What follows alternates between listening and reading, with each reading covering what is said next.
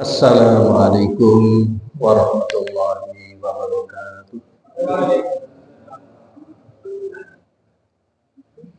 Alhamdulillahilladzi arsala rasulahu bil huda wa dinil haqq liyudhhirahu 'ala ad-dini kullihi wa kafa billahi shahida. Asyhadu an la ilaha illallah wahdahu la syarika lah wa asyhadu anna Muhammadan 'abduhu wa rasuluhu la nabiyya ba'da. Allahumma shalli 'ala nabiyyina Muhammad wa ala alihi wa ashabihi wa man tabi'ahum bi ihsan ila yaumil qiyamah. Qala Allah ta'ala a'udzu billahi minasyaitonir rajim. Ya ayyuhalladzina amanu taqullaha wa qulu qawlan sadida yuslih lakum a'malakum wa yaghfir lakum dhunubakum wa may yuti'illaha wa rasulahu faqad faza fawzan 'azima.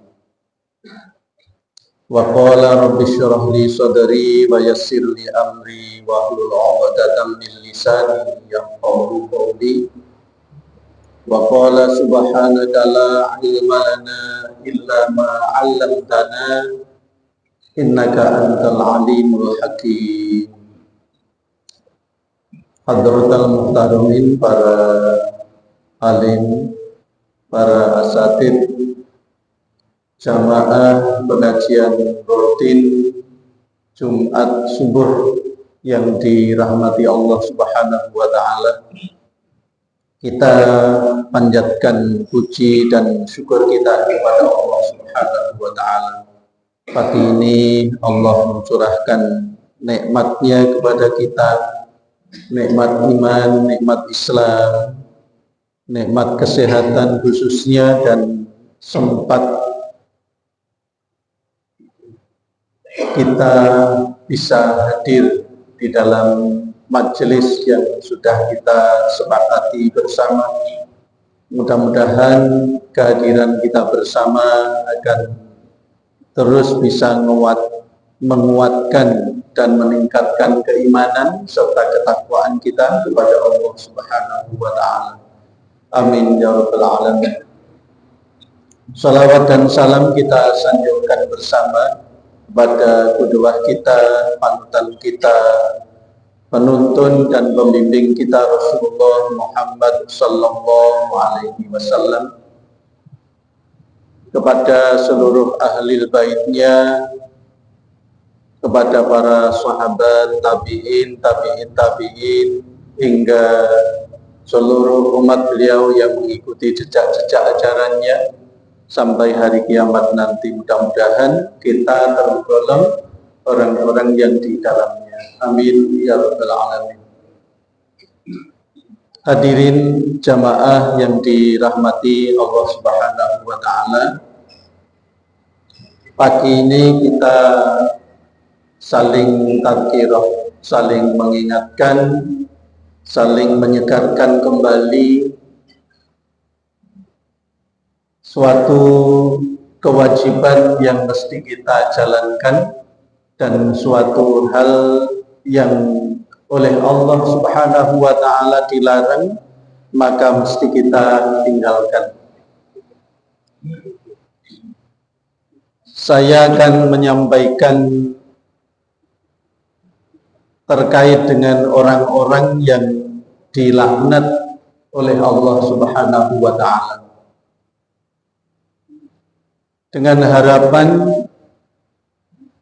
kita menjadi mukmin yang lebih berhati-hati dengan mengetahui orang-orang siapa saja yang dilaknat oleh Allah Subhanahu wa taala itu. Dilaknat itu artinya dikutuk, dikutuk, dibenci, dihinakan, disedakne bahasa Jawa itu, agar hidupnya sengsara. Itu namanya dilaknat. Dalam istilah agama itu orang dilaknat itu dijauhkan dan diputus dari rahmat Allah Subhanahu wa ta'ala. Maka lawan dari laknat itu adalah rahmat. Orang yang meler itu beti bahasa Jawa ini. Meler beti bahasa agamanya adalah zolim.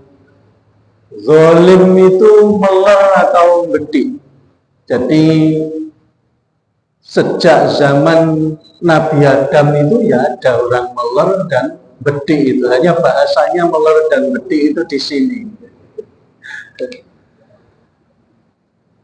Orang meler beti itu diberitahu bahwa Allah yang menciptakan dirinya, menciptakan seluruh alam semesta.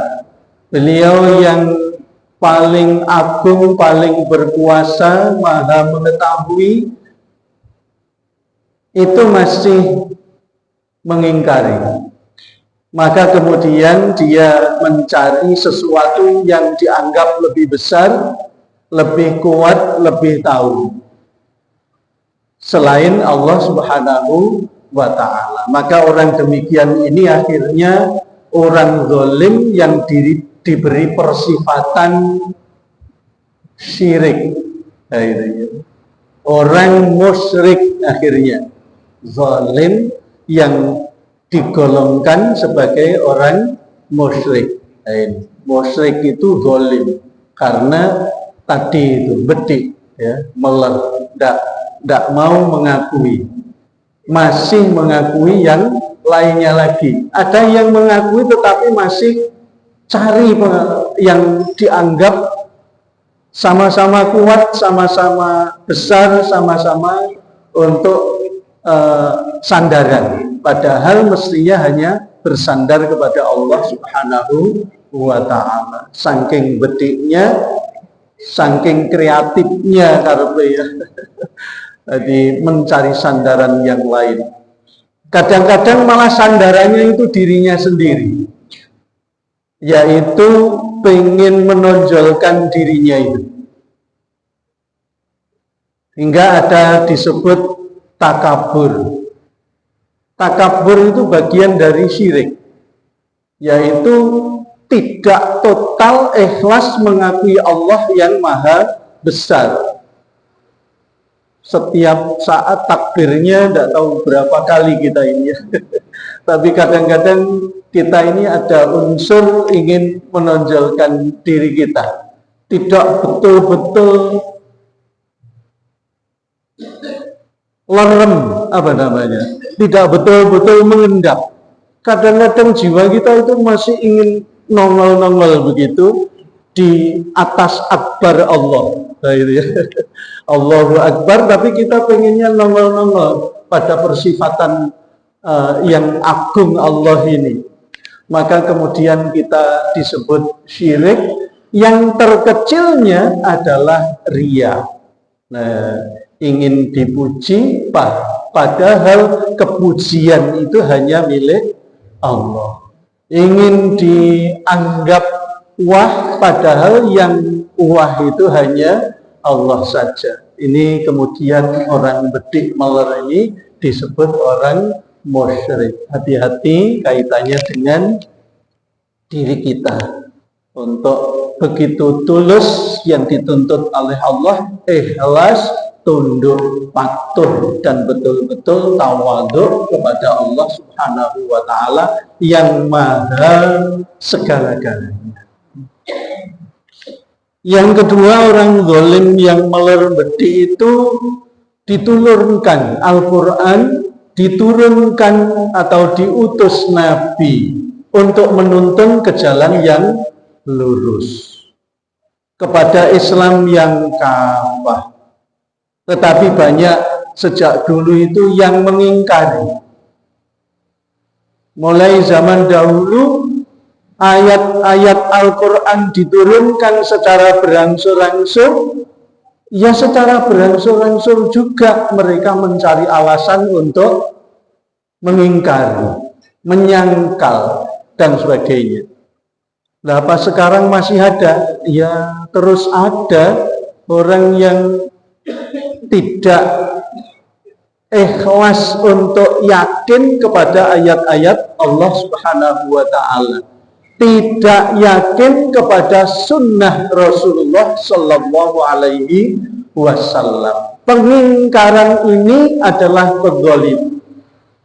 Kezaliman yang demikian itu kemudian digolongkan menjadi orang kafir, ingkar, yaitu kekafiran. Maka kita juga harus berhati-hati terhadap sifat kekafiran ini. Kadang-kadang di hati kita itu mengingkari sesuatu dengan cara alasan-alasan apapun yang dibuat di dalam akal kita, untuk tidak menerima secara total Al-Quran dan tidak menerima secara total sunnah Rasulullah Sallallahu Alaihi Wasallam. Ada alasan kita ini karena Indonesia dan sebagainya, pokoknya itu. Kita itu bukan orang Arab. Islam ini padahal ya untuk semua bangsa. Jadi alasan-alasan itu yang kemudian tidak yakin kepada kitabullah dan sunnah Rasulullah Sallallahu Alaihi Wasallam. Bedik yang demikian digolongkan sebagai orang kafir. Ada lagi yang diberikan perintah jelas, diberikan larangan jelas. Tapi kadang-kadang itu ini yang diperintah malah tidak dilakukan, yang dilarang malah dilakukan. Nah, orang yang bediknya seperti ini di dalam Al-Quran disifati sebagai orang munafik. Diperintahkan hidup kita itu berjamaah, ya, berjamaah, suka berjamaah. Tapi yaitu ada saja orang itu tidak setuju ya kalau ngumpul-ngumpul. Setiap berjamaah atau setiap jamaah itu mesti dicacat terus ya. Dirasani tidak bisa, ini kurang, ini tidak pentos. Padahal perintahnya adalah kita ini hidup ini harus berjamaah, tetapi dirinya maunya itu pinternya sendiri, maka kemudian pilih sendiri saja. Nah, ini adalah kehidupan yang dipenuhi dengan kefasikan, ya. Kita diperintahkan berjamaah itu untuk keberkahan hidup kita. Salah, tapi itu ijtihad jamaah, itu benar. Bedanya kalau memang salah pahalanya 1, kalau benar pahalanya 2. Begitu di dalam agama itu. Maunya benernya sendiri aja. Pokoknya karepku ini. Kalau para ulama, para pemimpin sudah beristihad, sudah beristisyarah, orang berjamaah itu sebagai anggota jamaah ya taat kepada ulil amri, itu pahalanya besar. Ati Allah wa ati'ur rasul wa ulil amri minkum. Jadi kalau dari pimpinan pusat sana sudah menentukan sesuatu, kalau memang kita berjamaah ya taat. Taat. Karena soalnya ini ijtihadi, ya. Kalau babi haram kan bukan ijtihadi, ya. Sudah jelas itu. Sudah jelas. Tidak usah ijtihad itu. Tapi kalau istihad, pilihan-pilihan musyawarah syuro, orang yang tidak mau syuro dan menerima musyawarah itu bukan orang yang senang berjamaah, orang yang suka meninggalkan jamaah. Orang begini ini tergolong wong melon, wong karepe dhewe. Ndak enak iki diarani karepe dhewe ngoten niku. Kita hendaknya berjamaah. Wis to selamat berjamaah. Lek dosa boten. Soalnya beristihad itu mesti dari kitabullah dan sunnah Rasulullah. Kemudian diikuti dengan berbagai argumentasi untuk kemaslahatan umat, baik itu sekarang maupun yang akan datang. Dan yang syura bukan orang ecek-ecek, sudah ahlul halli wal aqdi, orang yang sudah mewakili keilmuan dari berbagai bidang berkumpul di situ. Maka orang yang demikian ini orang yang disebut orang fasik. Ya, fasik. Jadi diperintah tetapi ditinggalkan. Itu. Jadi yang sendiri itu kan dilarang malah, tapi malah dilakukan. Nah, itu namanya orang fasik. Melakukan yang dilarang, meninggalkan yang diperintah. Berarti golongannya orang fasik. Diperintahkan untuk mencintai Islam, segala sumber-sumber Islam, mencintai semua kaum muslimin, mencintai orang-orang yang beriman. Itu perintahnya. Tapi ternyata malah tidak melakukan hal yang seperti itu.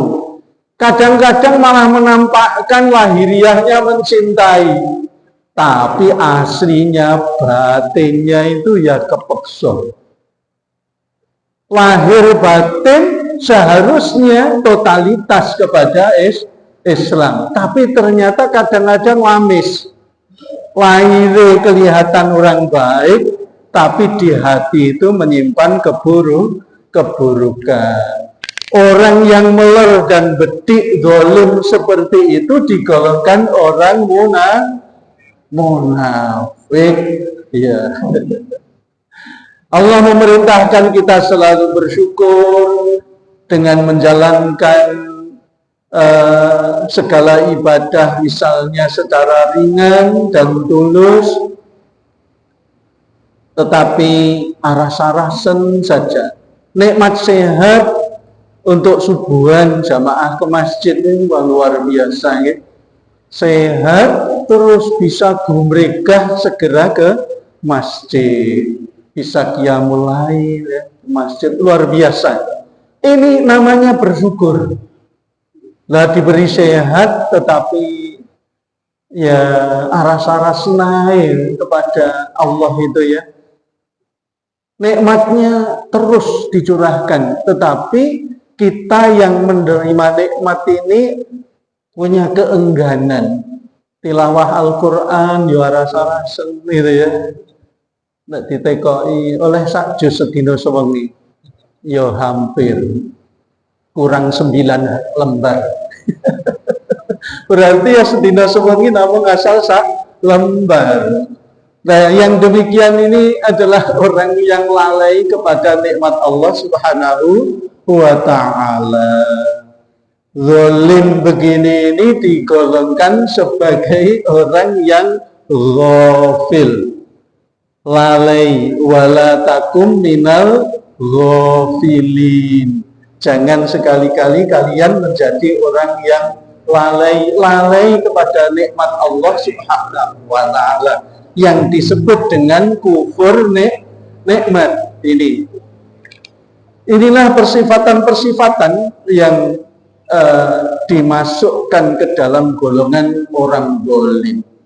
Kalau ini diterus-teruskan, ya Allah itu mengancam di dalam surat Ali Imran ayat 86 itu, wallahu la yahdil qaumadz zalimin. Allah tidak akan memberi petunjuk kepada orang-orang yang zalim. Maka monggo kalau itu ada pada diri kita, segera kita bertaubat kepada Allah Subhanahu wa ta'ala. Bertaubat itu ya menghentikan apa-apa yang tadi memang merupakan persifatan meler dan bedik kepada Allah dan Rasulnya, ini segera dihentikan untuk wa ma umiru illa liya'budullaha mukhlishina lahuddin. Kita ini tidak diperintah kecuali hanya untuk menyembah Allah semata dengan penuh keikhlasan. Ikhlas itu adalah selama mampu kita tidak menyangkal. Selama mampu, mampu dalam pengertian itu kondisi fisiknya itu mampu melakukannya. Ke masjid ini karena mampu, Kalau sudah tidak mampu, baru usaha-usaha bagaimana agar mampu. Orang yang buta, maksudnya itu tunanetra, itu mencari penuntun untuk ke masjid. Rasulullah kalau mendengar adanya, ya apa maneh, caranya ya apa maneh. Pokoknya menghilangkan rasa bedik selama masih mampu. Kalau tidak ada penuntun, tidak ada yang mengarahkan, ya kebiasaan bahwa tongkatnya itu mengantarkan dia untuk menuju ke masjid. Itu namanya masih berusaha selama masih mampu. Kecuali nanti sudah dikurangi lagi kemampuannya, maka kemudian itu menjadi ma'fu, diampuni oleh Allah Subhanahu wa taala. Itu. Masyarul muslimin rahimakumullah. Ulama berpendapat, para ulama usul itu, kullu dzambin azabuhu la'natun kanat minal kabair. Semua dosa yang azabnya itu dilaknat oleh Allah Subhanahu wa taala itu tergolong dosa besar. Jadi setiap ada dosa yang azabnya, ancamannya itu dilaknat oleh Allah Subhanahu wa taala, digolongkan pada dosa besar. Maka kemudian kalau di dunia saja tadi tidak akan diberi petunjuk, tidak akan diberi hidayah oleh Allah Subhanahu wa taala, zalim yang tadi itu disebutkan ulaika jazaa'uhum anna 'alaihim laknatullahi wal malaikati wan nasi ajma'in, di dalam Ali Imran 107 lanjutannya tadi itu. Mereka itu akan mendapatkan balasan dari Allah Subhanahu wa taala. Memang balasan yang paling pantas untuk mereka adalah laknatullah. Zalim tadi hidupnya tidak diberi petunjuk, nanti di akhirat dilaknat oleh Allah Subhanahu wa taala. Bukan Allah saja, wal malaikati, seluruh para malaikat melaknat, wan nasi ajma'in, dan seluruh manusia melaknat juga. Mengapa seluruh manusia juga melaknat? Karena seluruh manusia pada dasarnya itu juga tidak menyukai kezaliman. Tidak ada manusia itu mau melernya sak koyo opoe, senang kepada orang meler. Jadi aneh kan ya? Misalkan dia pencuri misalnya, tidak akan mendidik anaknya menjadi pencuri. Itu anaknya sendiri, orang yang paling dekat. Tidak suka pencuri yang lainnya, apalagi yang dicuri miliknya pencuri itu. Nah, sampai tidak suka itu ya. Jadi pencuri pun tidak menyukai pencuri. Maka jelaslah bahwa semua manusia itu aslinya juga tidak menyukai kezaliman itu. Jadi wan nasi ajma'in, dilaknat Allah, dilaknat para malaikat, dilaknat semua manusia. Masyarul muslimin rahimakumullah. ada sebuah testimoni. Testimoni itu berbagi pengalaman dan pembuktian, ya, pengalaman pembuktian. Di dalam surat Al-A'raf ayat 44 insyaallah itu. A'udzubillahi minasyaitonir rajim.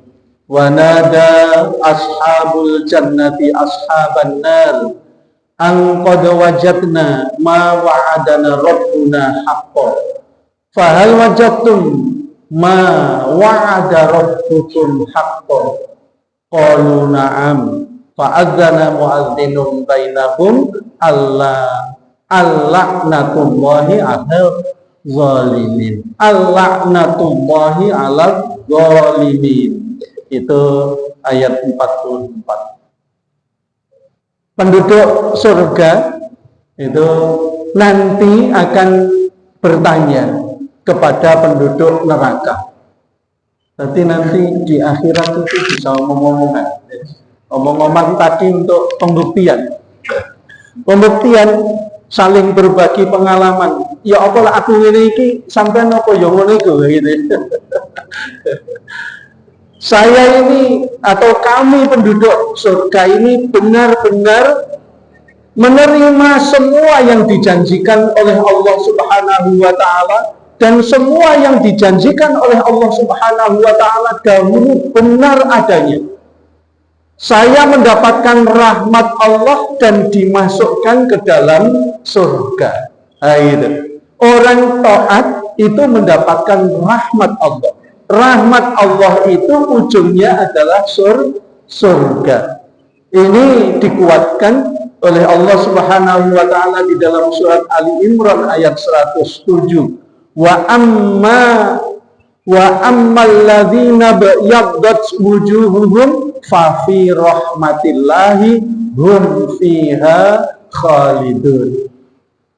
Dan sedangkan orang-orang yang wajahnya putih berseri-seri, besok nggak ada yang kelus-kelus, itu nggak ada kalau yang di dalam surga itu putih berseri-seri, ceria, penuh kegembiraan. Nggak ono wajah yang ketok nahan utang, tidak ada. Tidak ada yang wajah sumpah, tidak ada di sana. Sedangkan orang-orang yang wajahnya berseri-seri di surga itu, mereka adalah di dalam rahmat Allah Subhanahu wa ta'ala, dan di dalam surga itu kekal selama-lamanya. Itu orang yang dirahmati Allah Subhanahu wa ta'ala. Maka kemudian bertanya, apakah dulu yang dijanjikan kepada kalian orang-orang yang durhaka zalim itu juga benar janjiannya Allah kepada kalian? Aku nggak roh rasane masalah gitu kan ya. Rasa-rasa lo dewi gitu. Maka orang-orang penduduk neraka itu pun menjawab, benar. Iya, benar. Qalu na'am.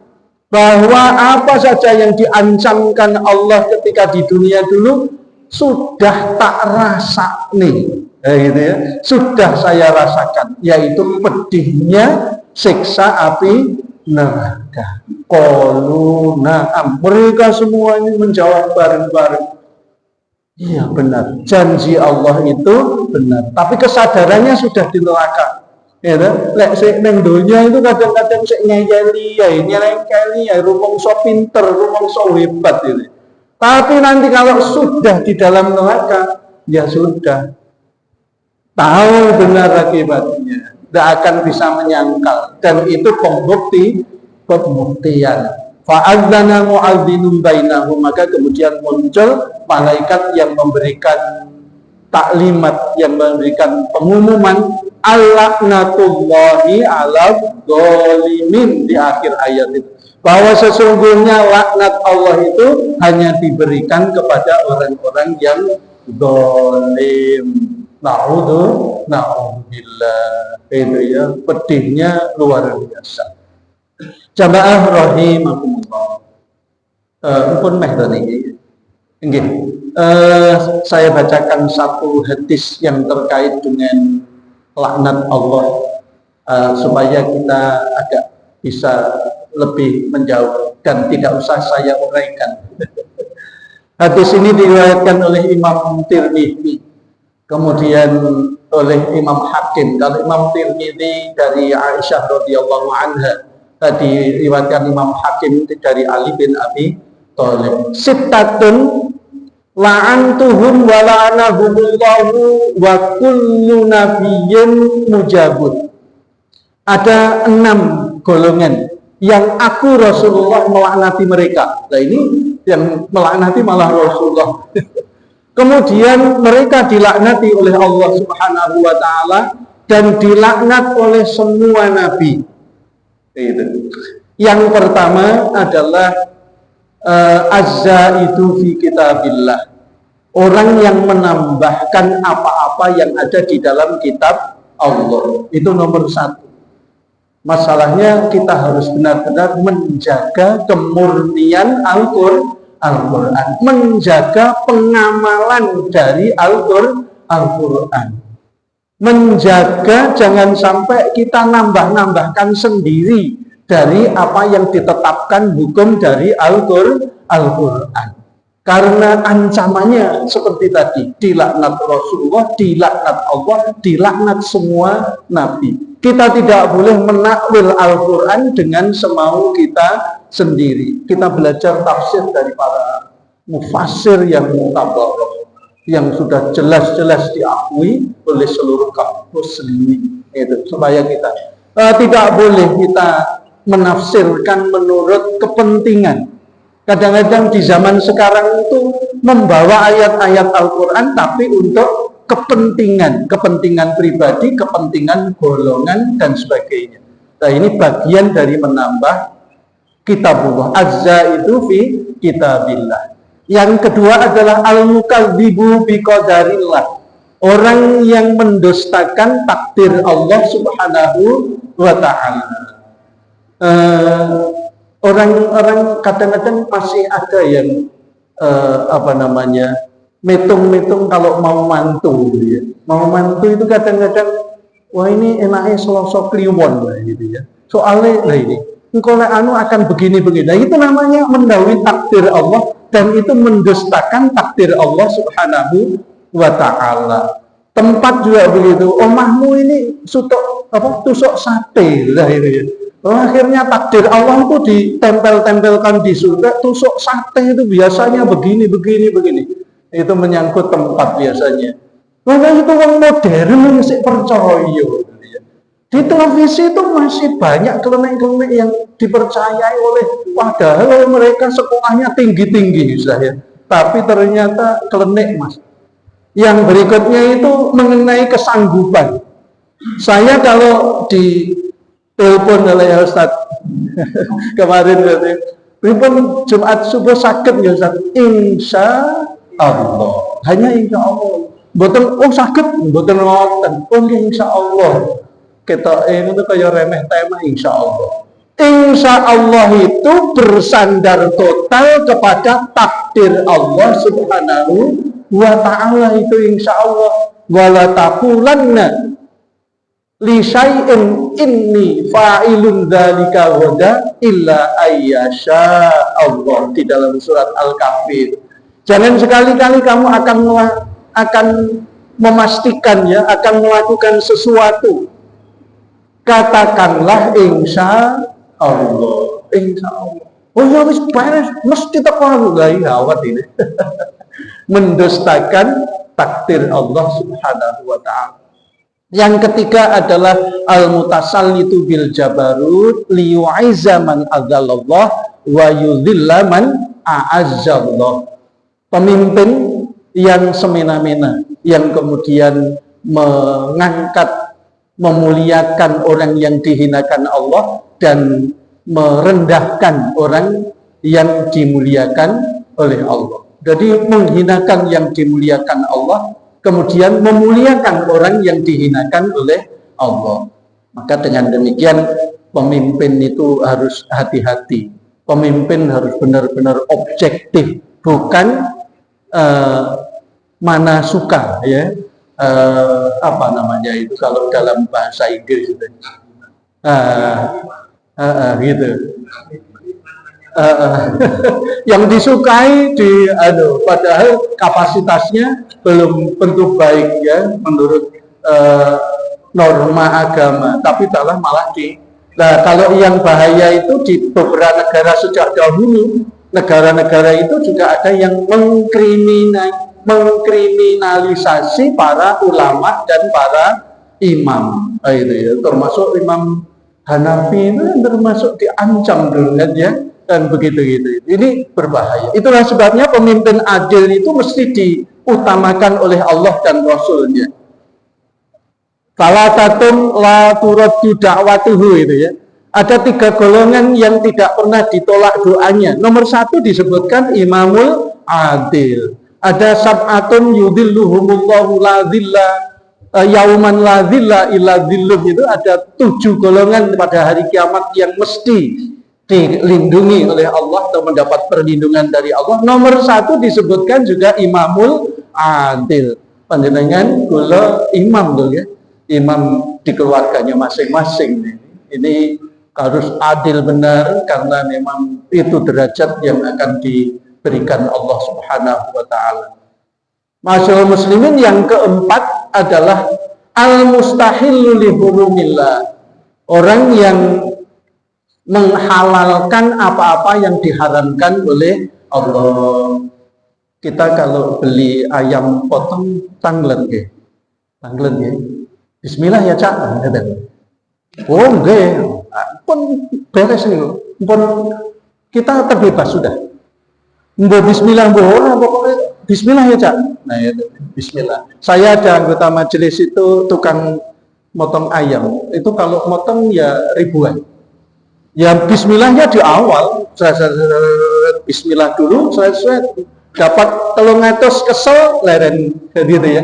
Nanti akan mulai lagi Bismillah lagi, karena itu ya mobil box yang itu kalau nyembelih itu karena dibagi ke para penjual diambili. Jadi kebetulan dia alhamdulillah bersinar bisnisnya. Saya kalau majelis, kalau dia pulang itu jangan lupa Bismillah Ustaz. Dia sudah ngerti maksud saya, jangan lupa Bismillah Ustaz. Karena tegang belai. Bismillah. Man la'anahullahu man dzabaha li ghairillah. Sungguh dilaknat oleh Allah. Ini hadis diriwayatkan oleh Imam Muslim. Orang yang menyembelih bukan dengan kata Bismillah, bukan untuk Allah, untuk ini Bismillah, tapi untuk nyeribui ya begitu ya. Nah, ini ya Bismillah saja, tidak usah ada untuk nyeribui atau apa begitu.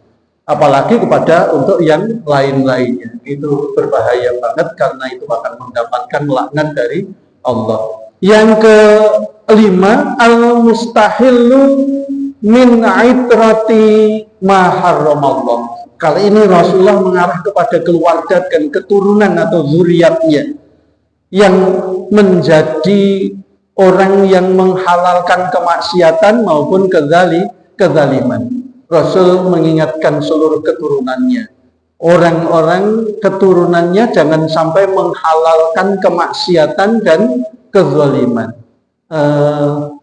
Ini ada berita bahwa di Mekah itu sudah ada bergeser ya, setelah penggantinya raja sekarang ini. Misalnya sudah diperbolehkan hiburan malam, sudah tidak wajib lagi wanita memakai jilbab, dan sebagainya. Ada yang berubah-berubah. Ini sebetulnya melanggar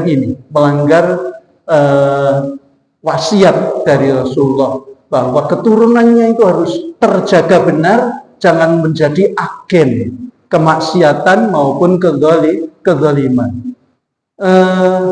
Kalau ini kemudian dijadikan rujukan, nah itu ikut di dalam laknatullah. Ning kono lu ndak apa-apa gitu ya.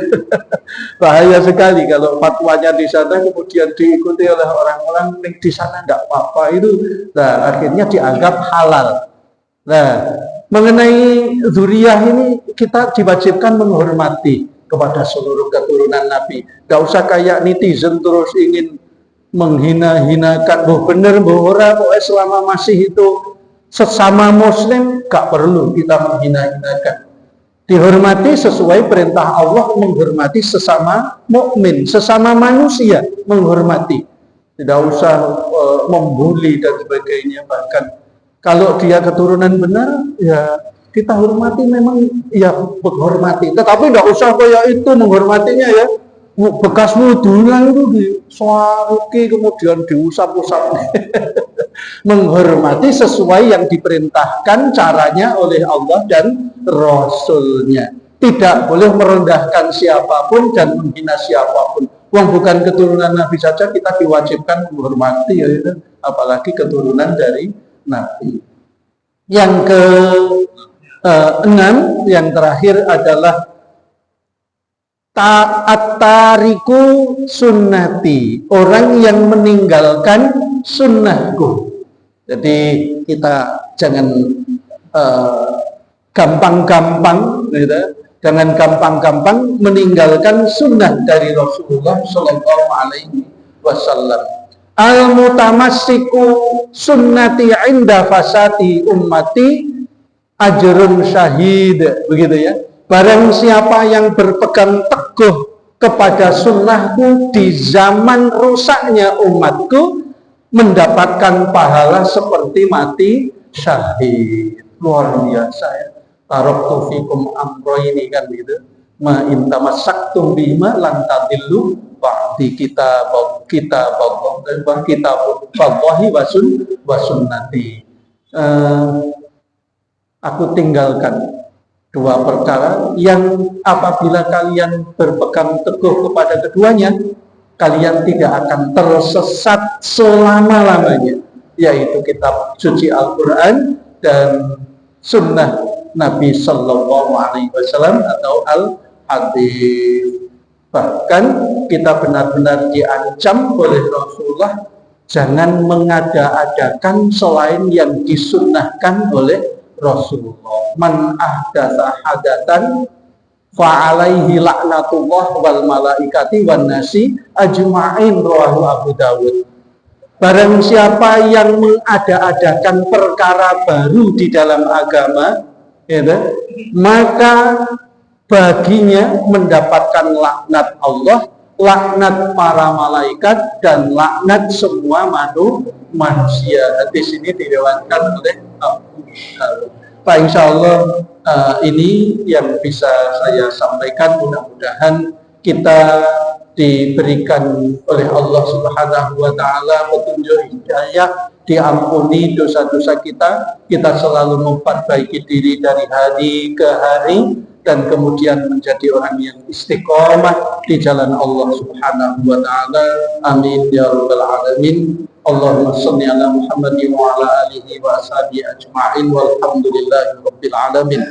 Allahumma arinal haqqa haqqan warzuqna ittiba'ah wa arinal batila batila warzuqna ijtinabah. Allahumma inna nas'alukal huda wat tuqa wal afafa wal ghina. Allahumma a'inna ala dzikrika wa syukrika wa husni ibadatik.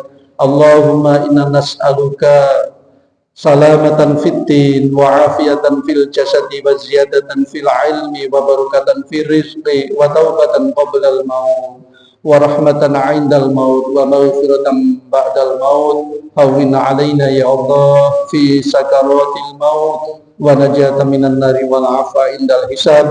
Rabbana atina fid dunya hasanah wa fil akhirati hasanah wa qina adzabannar. Subhana rabbika rabbil izzati amma yasifun wassalamun 'alal mursalin walhamdulillahi rabbil alamin. Aku qouli hadza wastaghfirullahal azim li wa lakum. Wassalamu alaikum warahmatullahi wabarakatuh.